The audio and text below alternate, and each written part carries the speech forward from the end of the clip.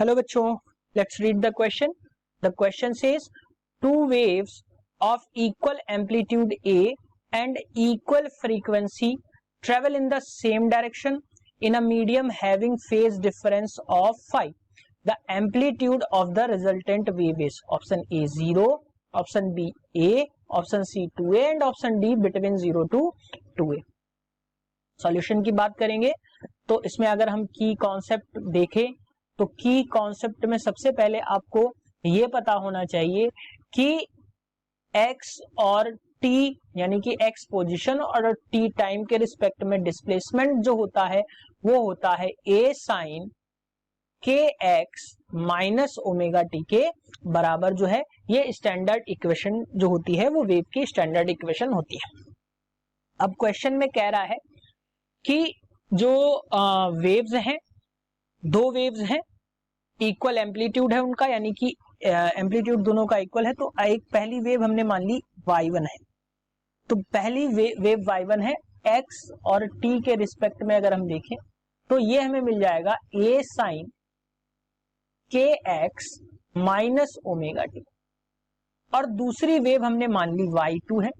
x और t के respect में क्या है, इसका भी एम्पलीट्यूड a रहेगा, sign k x minus omega T. लेकिन इसमें एक फेज डिफरेंस भी है फाई का, तो हम उस फेज डिफरेंस को इसमें ऐड कर देंगे.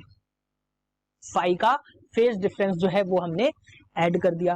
अब क्योंकि जो कह रहा है, क्वेश्चन कह रहा है इक्वल फ्रीक्वेंसी है और सेम डायरेक्शन में ट्रेवल कर रही हैं, तो यहां पे प्रिंसिपल ऑफ सुपरपोजिशन जो है वो लगेगा. प्रिंसिपल ऑफ सुपरपोजिशन,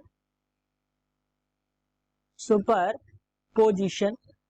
तो रिजल्टेंट वेव जो होगी, रिजल्टेंट वेव जो होगी वो क्या हो जाएगी, रिजल्टेंट वेव जो होगी वो हो जाएगी y with respect to x comma t position comma time equals to हो जाएगी y1 प्लस y2.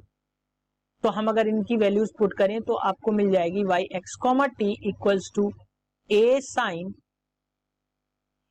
के x minus omega t plus a sign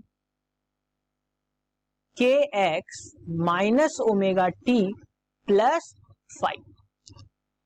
अब अगर हम यहां पे इसको नेक्स्ट स्लाइड में देखेंगे, अगर कोई भी फॉर्मूला कुछ इस तरीके से आपको लिखा मिल रहा है, साइन ए, अगर हम ट्रिग्नोमेट्री फंक्शन में देखें तो आपको मिल जाएगा sign A plus sine B का फॉर्मूला. जब हम देखते हैं तो ये हमें मिल जाता है 2 sine A plus B upon 2 into cos A minus B upon 2.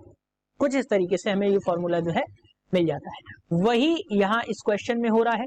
तो y x कॉमा टी के रिस्पेक्ट में जब हम देखेंगे तो ये हमें मिल जाएगा, a को हमने कॉमन ले लिया, अंदर मिल गया 2 साइन, पहले तो k x minus omega T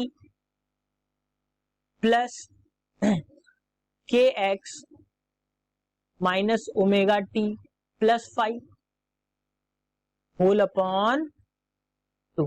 ये हमें मिल गया. इनटू कॉस जो है अगेन वही रखेंगे, के x minus omega T minus के एक्स प्लस ओमेगा टी और होल अपॉन 2. यहां पे प्लस 5 भी बच जाएगा. तो यहां से अगर हम देखें तो के एक्स से के एक्स कैंसिल, ओमेगा टी से ओमेगा टी कैंसिल, केवल जो है ये 5 यहां पे बचा. तो अब यहां पे अगर हम आगे फर्दर इस क्वेश्चन को देखें तो यहां पे जो हमें मिल रहा है वो मिल रहा है 2a कॉस, यहां पे केवल बचा 5/2 और यहां बचा sign k x minus omega t plus 5/2. जब हम इसको ऐड कर लेंगे तो आ जाएगा 2kx और ये आ जाएगा माइनस 2 ओमेगा टी. तो 2 से 2 जब हम इसको सेपरेटली लिखेंगे तो ये डिवाइड हो जाएगा और यहां पे बचेगा 5/2. तो अब जब हम रिजल्टेंट एम्पलीट्यूड की बात करें, उसी जो है उसी स्टैंडर्ड इक्वेशन से कंपेयर करके, इसको अगर हम स्टैंडर्ड इक्वेशन से कंपेयर करें तो ये पूरी वैल्यू जो आई, ये वैल्यू आई है ए के बराबर। जो फाइनल एम्पलीट्यूड है हमें इससे कोई लेना देना नहीं है, जो बचा है जो फाइनल एम्पलीट्यूड जो आया वो आपका आया 2a cos 2a, 2 टाइम्स ए लिख दिया, 2a cos 5/2। इसको हमने कंपेयर किया है, ध्यान रखिएगा, y equals to a sin kx minus omega t plus 5, जो स्टैंडर्ड इक्वेशन है उससे हमने इसको कंपेयर किया है, तो ये हमें जो a का पार्ट मिला वही हमें मिला 2a cos 5/2। ये फाइनल एम्पलीट्यूड होगा।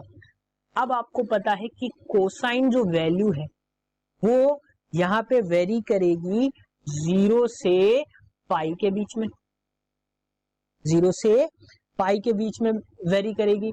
तो यहाँ पे जब हम इस 0 से पाई के बीच में जब ये वेरी कर रही है तो जो ये वैल्यूज हैं, अब ये किस पे वेरी करेंगी, तो सिंपल सी बात है, आपको पता होना चाहिए, अगर 0 होगा तो ये भी 0 से वेरी कर सकता है, और अगर पाई है तो ये वैल्यू यहाँ पे आपको 1 भी मिल सकती है। तो जब 1 मिलेगी तो ये वेरी करेगा 2a तक। तो जो आंसर आया, जो फाइनल आंसर आया, रिजल्टेंट जो एम्पलीट्यूड होगा वो 0 से 2a के बीच में वेरी करेगा। ऑप्शंस देख लेते हैं। तो between 0 and 2a should be the correct option for this question. Hope you understood it well. Best of luck.